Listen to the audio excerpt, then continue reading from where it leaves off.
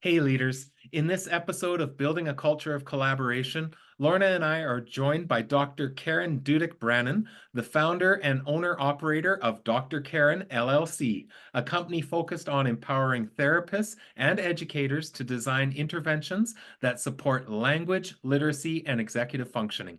In this episode, we're going to dig into what Dr. Karen believes are the necessary ingredients for schools when building high-impact collaborative cultures to support diverse needs of learners. So let's get started. Intentional and purposeful focus on building a culture of collaboration is the secret for leaders striving to make a difference. In building a culture of collaboration, Kurtis and Lorna Hewson will share simple tips, ideas, and strategies to take your organization's collaborative efforts to the next level.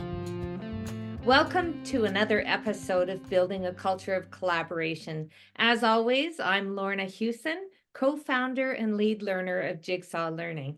And I'm Kurtis Hewson. Today we are joined by Dr. Karen Dudek-Brannan, or more simply, Dr. Karen. We first came to learn about Dr. Karen through her podcast, the DeFacto Leaders podcast, and are super excited to have her join us today. So welcome, Karen. Great to have you here.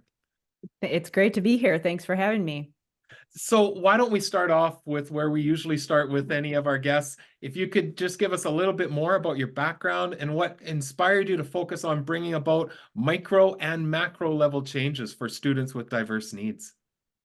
Yeah, so I started off back in the early 2000s as a school SLP and was, again, there were a lot of areas where I felt like I did not have a good system. Our scope is really broad. There's a lot of different ways you can go as an SLP. You can go medical, which is where I thought I was going to go. Did not think I was going to end up in the schools, but there were so many openings in the schools and it was a lot harder to get a medical placement. So that's where I ended up. And I ended up staying there in that position for 14 years.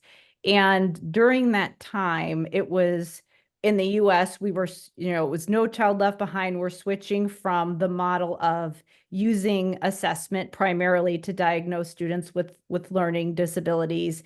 And instead, we're shifting to response to intervention. So I was in the mix there. And then, as you know, with speech and language services, when there are language needs, that versus learning disabilities can get really messy. So I was very involved in what we've referred to as the student problem-solving team, where we're figuring out how do we assess students, how do we put different tiers of support in place. And so I was really involved in a lot of the PD that we were doing in our building. And thankfully, I was in a district that thought that SLPs should be involved in that process. Kudos to the school psychologist for saying, hey, you really need to have the SLPs in on this meeting. So but yeah, we did a lot with just phonological awareness and literacy and training some of the teachers. But what I found was that I was getting a lot of referrals for students who had needs for referrals that were related to vocabulary issues. And so that really inspired the work that I did in my doctoral program, because that was just language and cognition and figuring out how to handle that in the school systems with what is my role in language and literacy. It got pretty messy, and you really can't navigate that role if you don't think about what everyone else is doing and where you fit in as a part of that whole system, but also have a really clear idea of what your role is. So I did a lot of research during my doctoral program about how do we put the right supports in place to support students' comprehension. And where does the SLP specifically contribute based on their level of expertise? But there's still flexibility with how you think about that, because I can tell an SLP, you know what, this is within your scope. You're qualified to address, morphology and phonology and semantics and really dig into some of those things. But there might be some flexibility with how you use some of those strategies and who does what on your team. Mm-hmm. So, I would say that I started off with a question that I thought was a question, and then you answer the question, you get more questions. But really, what I realized is that, yes, you can give some of those related service providers that structure for what they do when they have a group of students in front of them, but then they can really evolve in their role once they get comfortable in the what we would consider the pull-out therapy model, where you're pulling students out of the classroom, which is pretty common in the US. I know it varies based on different parts of North America where they have different models that they're using in the school systems. But as they develop those skill sets, they can start to figure out, how do I share this with my other team members so that I can increase the tools that they have available to them, so that I can think of myself just broader than just the person who pulls students out, and really think of myself as someone who can really contribute to the team in those other tiers of support as well. So, Karen, you had mentioned that that's where you had started in this work, but what is it that you do primarily now to help support that at more than just that one? Yeah, so I could have kept going with that. But yeah, so now I do a number of different things. I'm actually a child welfare administrator as the day job. So I do a lot of collaborative teaming. I was thinking about, as I was having a conversation with you, Kurtis, about the meeting structure and how important that is to a team working together and getting the right people in the room. So do a lot of that, but also I have a company called Dr. Karen LLC, where I focus on helping those related service providers both plan the direct intervention that they do, getting really clear on what their strategies are, but also thinking about how they can make some of those tools scalable so that they could potentially train other people. So I have a podcast associated with that. I have some courses and trainings that I offer online. Really, I focus on language therapy and helping to give those special service providers a framework for that. But then also I focus on executive functioning as well, which has a direct intervention piece, but really has got to be a collaborative process across the whole team that uses multiple service delivery models, which language is like that as well. So, well, I have to say, when looking through your website, blown away. And we often do a lot of work in schools related to helping develop out skill sets and the structures and the processes. But oftentimes it is people saying, but how do we do some of the executive functioning things that we're seeing as concerns? So we are definitely ensuring that we have your website in the show notes, but you can expect us to be sharing this with a lot of other partners as well. I appreciate that. Resources there. So you have done some really exciting work in terms of creating collaborative culture, and really it is a little bit of a tricky space. It is. It's the specialists that come into the school, and they have such a great skill set to be able to support students, but they're almost in that in-between space of, classroom teacher and district, and then the specialists trying to make a difference for students too, but also trying to make a difference for staff as well. And so that becomes a little bit of a tricky space. It does. When some of the work that we do is really around creating those effective collaborative systems, which it sounds like you've invested some time in doing that as well. What have you seen in the schools that you have been in, or within your experience, in terms of creating those structures that are successful in bringing together all members of the team? Yeah, there's a lot of places I could go with what does and doesn't work. So this is going to sound kind of random, but physical space matters. If you put your therapist in a closet, they're not going to feel welcome. Or if you say, you know what, I know that you have to do evaluations, but you get to sit in the noisy hallway and you don't even get a room. I mean, so that is I would say a systemic thing that is a huge issue. You need to make sure that your service providers have the right physical space. And that's true for anybody in the school, that physical space matters.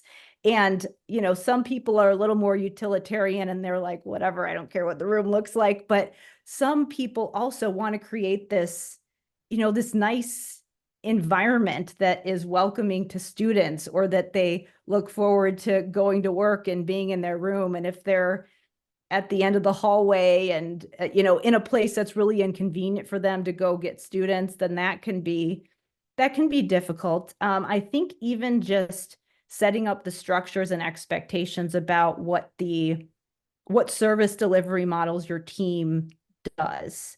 And that, I think, kind of goes with your toolbox, because if you're thinking about supporting a student who they have language needs, they have executive functioning needs, those skills are really difficult to effectively address if you're just pulling students out, and if the other people on the team don't know how to reinforce them. Even if it is a student who they do require specialized services, and so they can't necessarily get all their needs met through the regular education, sometimes there might be supports in a teacher's toolbox that are, for some students, it's kind of a nice to have.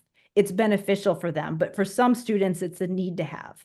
So it could be a special ed accommodation. So creating that culture that it's expected, but also that teachers have the right time to do multiple service delivery models. And when I say multiple service delivery models, I mean saying that we don't box people in and say, well, you're an OT, so you just have to go in the therapy room to provide your services. We say, okay, you have these services that sometimes you need to deliver them in a separate setting. That's necessary.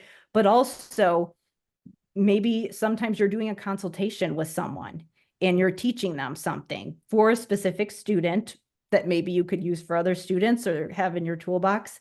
Maybe you're doing some coaching or training. Maybe part of the service plan is we're going to create some materials that can be used to share with parents, teachers, and it's designed specifically for that student, but we could use it in other ways as well. So again, when I think about service delivery, I think the buckets could be the direct intervention, which could be done in a classroom in a big group or small group, or it could be like a community-based even. It could be coaching, consultation, it could be training and materials, and then it could also just be strategic planning together. And I think that one of the biggest challenges that some of the therapists that I work with, they want that so badly, and they understand, and they do their best to make it work. But if they're the only person that wants that, it can be really difficult if the whole team isn't on board and they don't have that administrative support.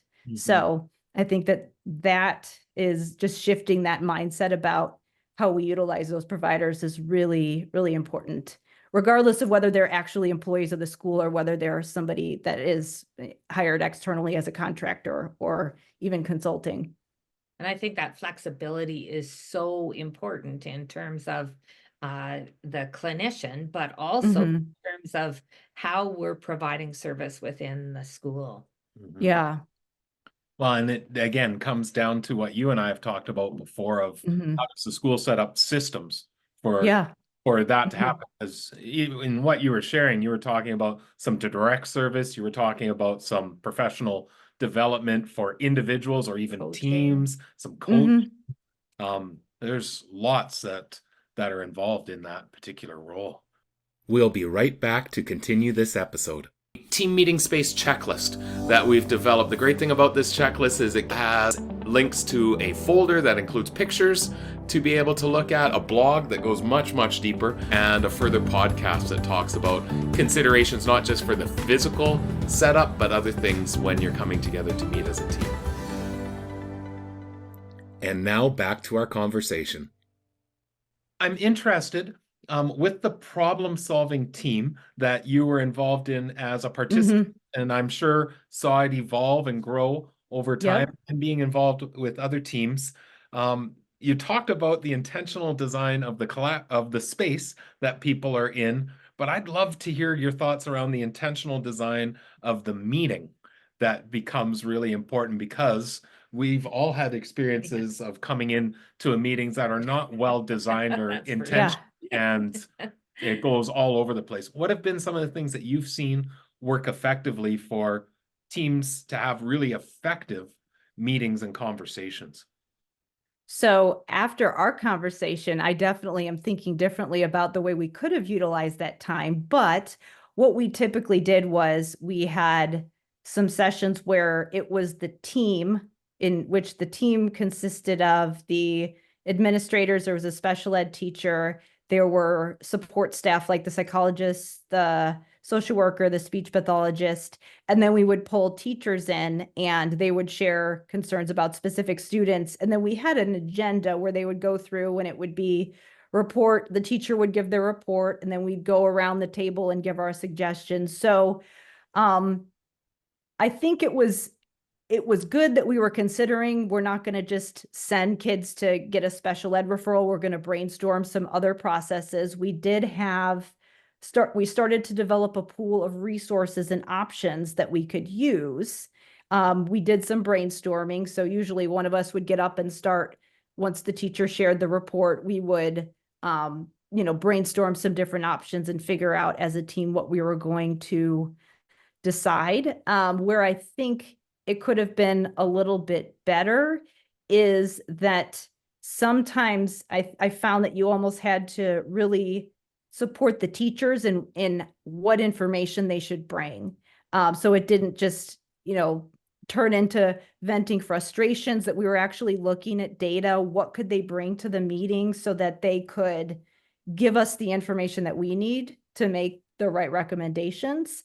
I think that there's always more that we could have done at the tier 1 level, based on the patterns that we were seeing at those meetings. So it definitely was a process that got better over time. I'd be curious to see how they are running those meetings now at that district, but yeah.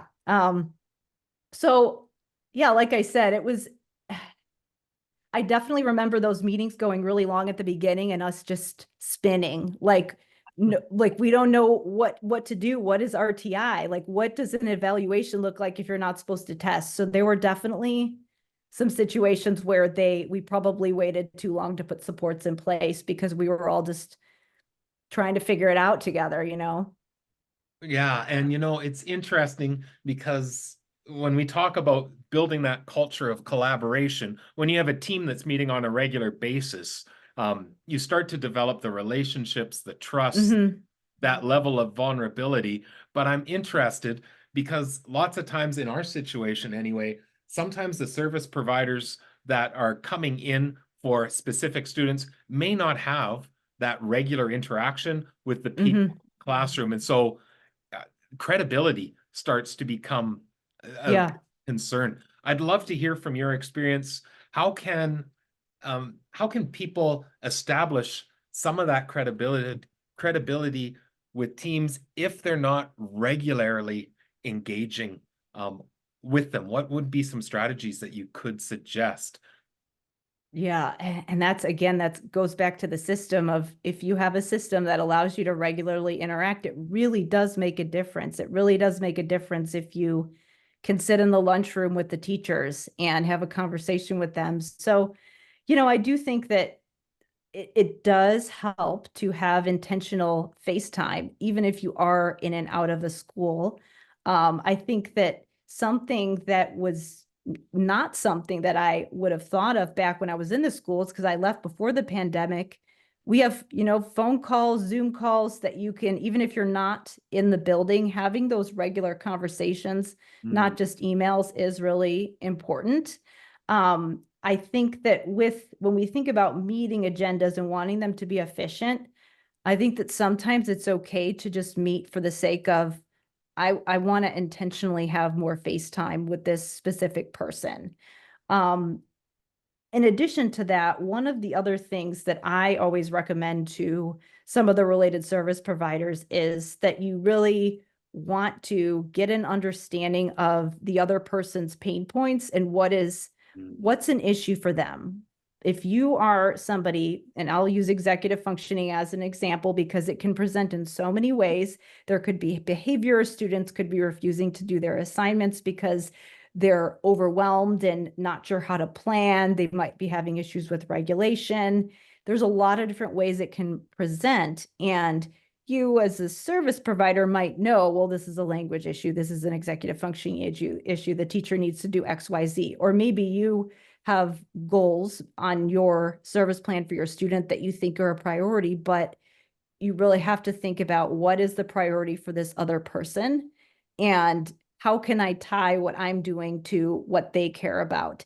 And I think that sometimes it is worthwhile to say, you know what? I have my things that I think are important, but I'm going to focus on what this person needs from me right now and help them get some wins so that I can establish a relationship with them. I can give them a strategy. I can give them something else in their toolbox that they can use and experience some success. And that really goes a long way. And that's, some of the advice that I've seen being given to a lot of therapists, where it's you get your foot in the door, establish rapport with one teacher, and a lot of times they're telling their friends about it. They're saying, hey, look at what this person showed me how to do in my classroom. It was this big headache and I figured out how to do it. And then you have other people asking you for your help. So that's start with the low-hanging fruit is always my advice, but also really pay attention to not just what you care about, but what the other people care about, because chances are you're going to have an opportunity to share what is important to you eventually once you establish that relationship. Yeah, that's beautiful. And sometimes I think, coming from the education side and the experience that we've had in schools is that teachers don't always completely understand what the service providers are intended to do.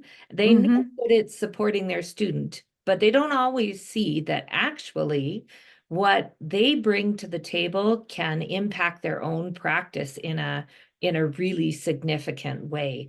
So that idea of being able to build relationships so that we can have those even casual conversations about, how some of the things that an SLP or an OT or a PT, the tools that they have in their toolbox, how teachers can be accessing those and using them, not for just some students, but for all students, which be a really beautiful thing to be able to create that space. And that again comes back to the opportunity to create relationships and then to be able to create that collaborative space where we can have those conversations.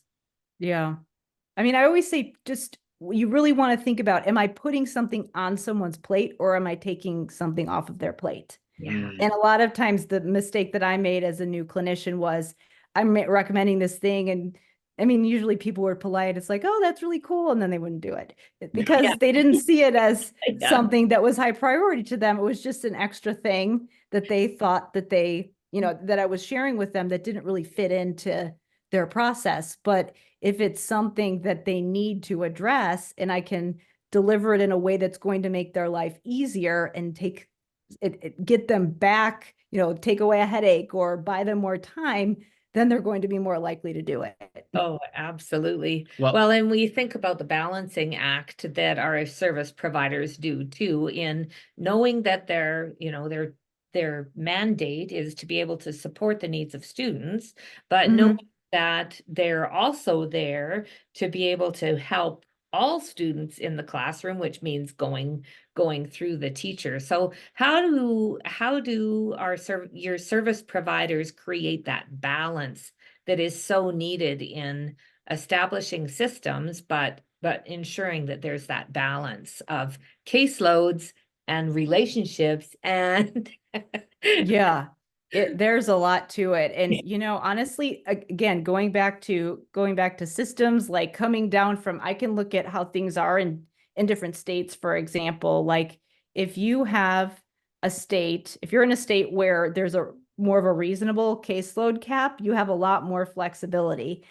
So there's definitely a need for advocacy on that end. And that's why I like to say, let me give you some tools that are going to buy you a little bit more time so that you could focus on some of those other things, because telling a person that they need to go do lobbying when they're, putting out fires all the time is a big ask. And I understand that that's really overwhelming for people. So that's definitely something that's needed. But as far as something practical that they can do, or even just how the leadership can support, I think obviously you want to make sure that you carve out space for people to be able to collaborate as even if it's somebody who doesn't work at the school, think about them, think about pulling them in as a team member, because there can be all kinds of configurations of how people are employed. They could be, they could actually work for the school district. They could work at the school district, but not for the school district, which sometimes doesn't really seem that different day to day, but can still make people feel differently about their jobs and how included they are. You can have people who are providing teletherapy services and they never set foot in the building. And it's because there's service deserts and we need to provide services for students. So I think that just figuring out a way to make the time for people to collaborate is really important. And then I think the other aspect is allowing people to have access to resources to develop their skills is really important. One of the biggest pain points that I hear from a lot of service providers is a lot of these meetings or these professional development activities don't pertain to me. So they don't have professional development that's planned specific to their subject matter expertise and allows them to develop those skill sets specific to their discipline. So allowing there to be a mechanism for them to connect with other people in their discipline is really important. And I do also think when people say that to me, I can sometimes challenge them a little bit and say, yes, absolutely, you need that. But maybe those other things are more relevant than you think, because you do need to be a member of the team. So I think those two things need to be balanced together, where it needs to almost be a reciprocal. Both parties need to meet in the middle there to give the other person what they need. Because again, going back to the pain points, how do you know what the pain points are in your district if you're not participating in those activities? So just figuring out a way to get people involved with what are we about? What are we doing in the building? But at the same time, allowing them to be individuals within that bigger team. So Karen, this has really got me reflecting and thinking. And I know a lot of our listeners and viewers are school administrators, principals, perhaps. Mhm. Myself as a principal, when I was thinking about my team and how I'm building this culture of collaboration, I often would think about the team being the people who are in the building physically Mhm. on a regular basis. But you've got me thinking about something I didn't think about at that time around, I need to also think about the people who join on occasional basis or as needed basis as part of that team as well. So if you could go back and give advice to me as a beginning administrator, what would be some advice that you would give to have me effectively incorporate everyone as part of the team, even if it's someone who's not consistently or regularly in the building? Let's see. So I know I've said a lot of it, just with the idea of we've got to make time for it. But, I think that this is a little thing that goes a long way with just the morale. But if you have people who are not always able to be there because they float around a lot, and a lot of times we refer to it as itinerant services.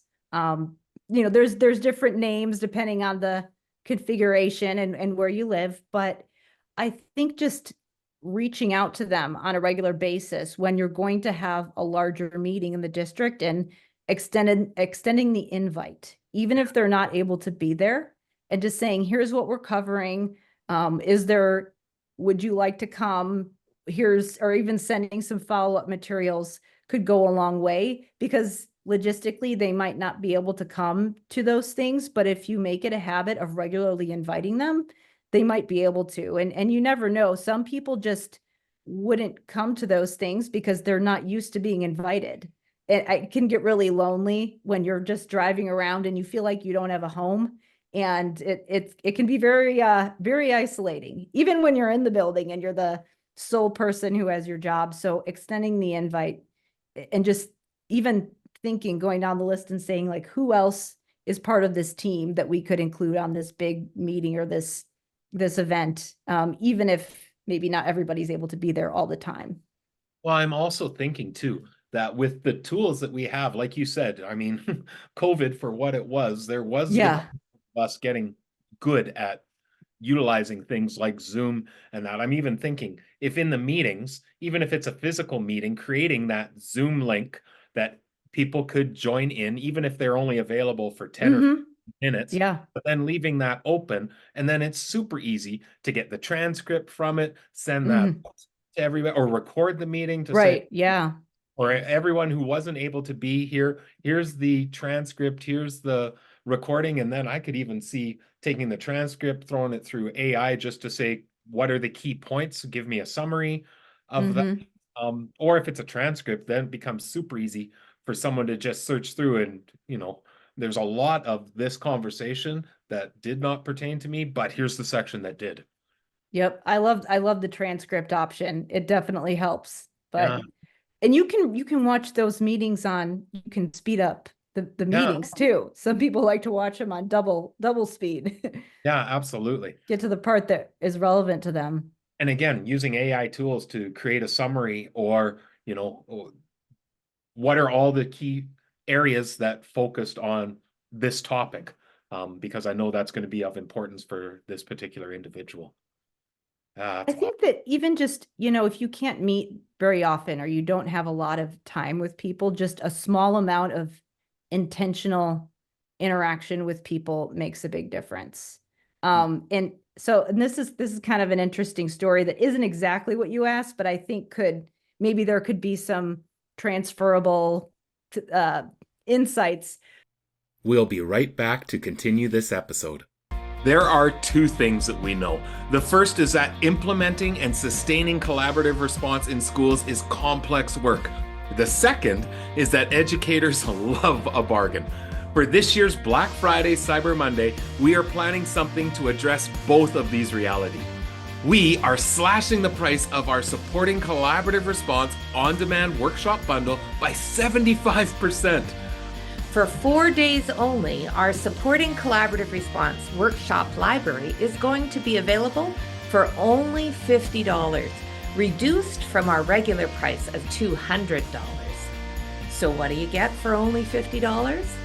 You get a series of on-demand workshops, each focused on a particular aspect of collaborative response. There are currently 9 workshops, including an overview of collaborative response, but we plan to continue to add to the library over time.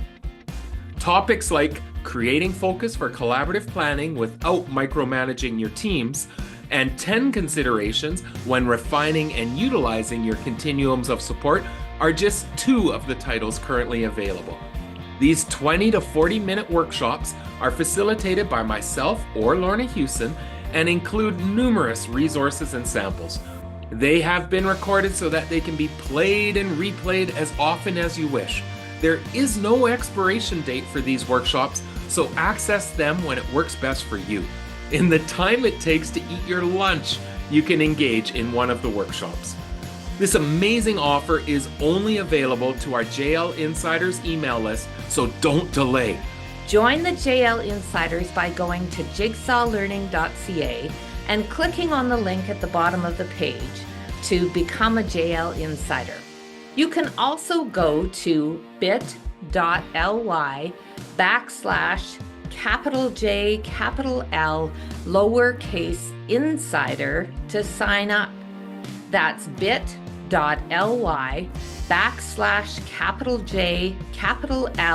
lowercase insider. On November 29th, our JL Insiders will receive the exclusive code to access the entire workshop library for only $50. That's $150 in savings off our regular price. Check out the website jigsawlearning.ca to learn more and join the JL Insiders to have a chance at this incredible Black Friday Cyber Monday deal. And now back to our conversation.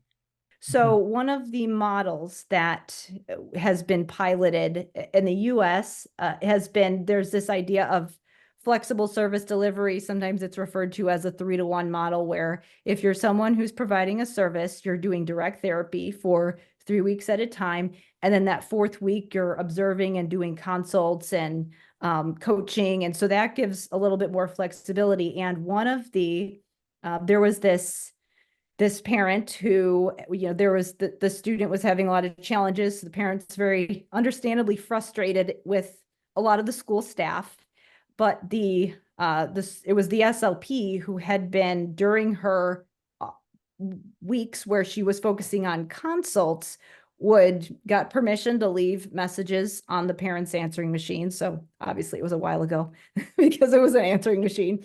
But so she would go down her list and do her calls and all of her contacts during that time. And this parent never answered the phone, but every time she got to that fourth week, she would just give the parent a progress update. And so at the IEP meeting, the parent's going through and like upset with a lot of people, and she didn't either. This is one of those meetings where there's so many team members that it's hard as a parent to figure out who's who. And she got to the SLP and she was like, "Who are you again?" And she's like, "I'm the SLP. My name is, whatever."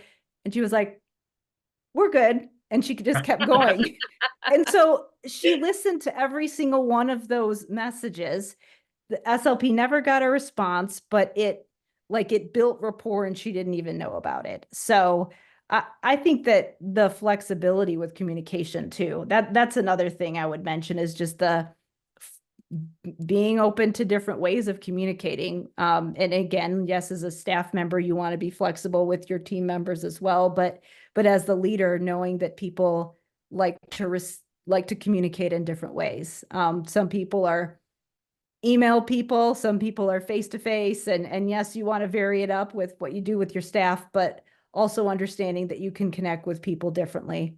So, and we hear this all the time when, that collaborative culture starts to break down. It's almost always in relation to communication. Yeah. Either none or ineffective. And again, I think we have some tech tools that allow us to send communication in multiple ways. Or not everything, as we found out during the pandemic, not everything has to be a face-to-face conversation, but there are times when we absolutely need that too. So Karen, we ask this question of everyone who comes onto our podcast. It's a little reflective, self-reflection here. So we'll give you a couple of minutes just to think about the answer to this question, but here you go. In the spirit of, if you knew then what you know now, what advice would you give to your past self in relation to establishing and sustaining highly meaningful collaborative structures and practices? I'm thinking of one particular scenario where I tried to communicate with a note and it should have been a conversation. So I would say it's not exactly read the room, but read the situation. And sometimes just because something is less efficient doesn't mean that it's not the right thing to do. So in this particular situation, I was communicating with a parent, and there were some outside service providers involved, and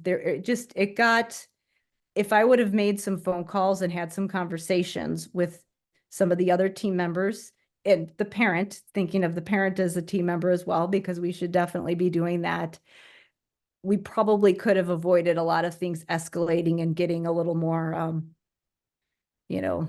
adversarial. And eventually we did turn it around, but I probably could have been more intentional of how I handled those first conversations. So there were probably a handful of those when I first started where it's, you don't just send the note home. Sometimes you make the phone call. You don't go back and forth via email when things are getting heated. You make a phone call, or you set up a meeting and you talk to whoever it is. Or if you're not sure if it's how you're coming across with written communication, then maybe you just go down and talk to the person or call them or whatever it is. So yeah, just going back again to establishing those relationships. And if you've done that, then you reflect on, what are the ways that I can communicate well with this person? But no, again, it's that flexible piece in your communication too, right? Yeah. So Karen, this has been fantastic and really got Well, I'll speak for myself. My wheel's spinning on Yeah. thinking Yeah, how we good to involve hear. everyone as part of that team. Love to know, how can our listeners and viewers get in touch with you? What's the best way to be able to learn more and to access some of the supports and services that you provide? So to learn more about the DeFacto Leaders podcast, you can subscribe on Apple or Spotify. Just search for DeFacto Leaders, and you can listen to a number of different episodes about some specific tactical things and strategies, as well as some of the bigger picture things that we can think about as working together as a team. You can go to drkarendudek-brannan.com/blog. That's where all the episodes are on my website. I also have an executive functioning implementation guide where I share a little bit about how everyone on that team, what their role is in supporting students' executive functioning. So to get that guide, you can go to drkarendudek-brannan.com/EF schools. And to learn more about some of my resources that are more focused on language therapy, all of those are available through my other website, which is drkarenspeech.com. Okay, excellent. And Excellent. we'll make sure that that's included in all the show notes as well. Karen, we've really appreciated taking the time to join us on podcasts and wish you all the best. Really encourage everyone who's listening or viewing this episode to check out those resources as well. You're doing fantastic work. Thank you so much. It was Thank you for having me. All right, take care. Wow, that was a great That was conversation great. with Dr. Yeah. Karen, and we've had a chance to listen to her podcast and hear some of her expertise, but to hear that idea of how do we include some of the roles that she's working with as part of our team, I think is really, really powerful. So she mentioned the word systems Yeah. several times, Yeah. and my ear was drawn to it because we talk about it as well. Yeah. Without systems in place, it's really hard to ensure that we've got an effective, collaborative focus on teams happening if there's not predictable structures and processes and systems that are in place. Now, that's not to say that that's an easy thing to do. No. And as you heard her, and we see these same challenges in Canada in terms of having those service providers coming to the school and everyone understanding what their role is, knowing that everyone is working towards supporting the student. But in order for us to do that well, to learn from each other and to provide the best support possible, we need those systems. Well, and I was thinking too, that to create those really positive relationships that she was talking about, she said we need consistent opportunities to connect time. Yeah. And if you don't have systems in place, that's always going to happen just ad hoc, which is not a way that you're going to build a really effective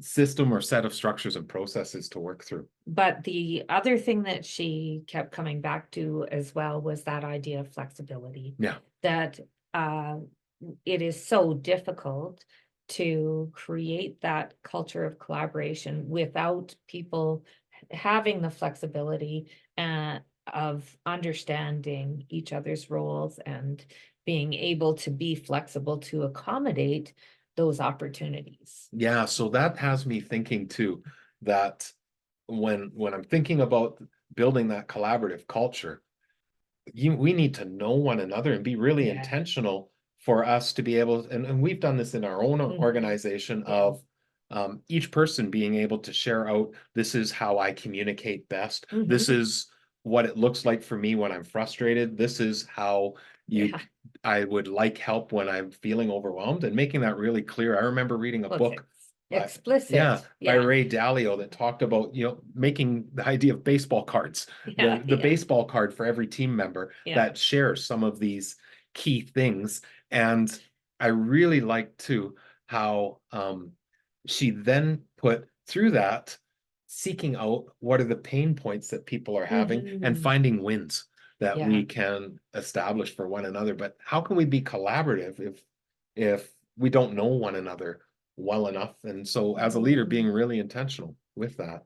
Yeah, and I love that idea too, of always being aware of those pain points, that I know you well enough that I can identify the areas of challenge that you're facing, and how do I address some of those challenges with you, alongside of you, in that collaborative effort. But I'm thinking if you could make that a regular part of just your systems, Yeah. that as new people come in, we're going to review everybody's, again, the Ray Dalio talked about that idea of the baseball card. Okay, let's review everybody's individual card, go through, and for the new person joining, instead of us taking years to get to know you, why don't you just tell us what are the ways you like to be informed?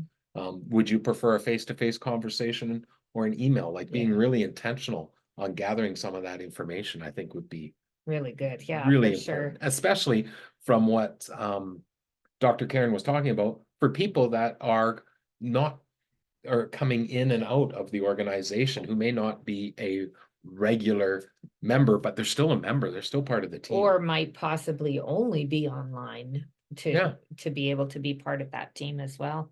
So the other thing that she talked a little bit about was that design of collaborative space, and how important it is to put some thought into the physical space that you have, or that is made available to you. How do you make that so that it's most conducive to the job that you have to do, for one?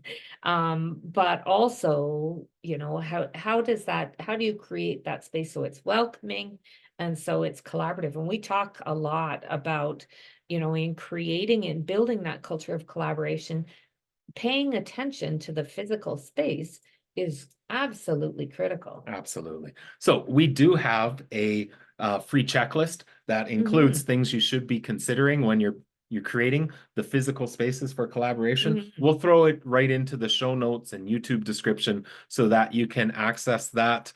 And as always, we'd encourage you to check out our book, Collaborative Response. If you use the code JLPodcast10, we'll include it in the show notes.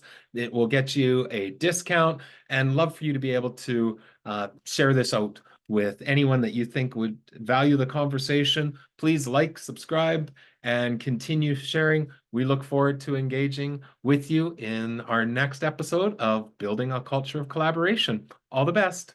See you soon. Jigsaw Learning, founded by Kurtis and Lorna Hewson, is a team of educators who work with schools, districts, and educational leaders to establish collaborative response to ensure success for all students. Because every child deserves a team.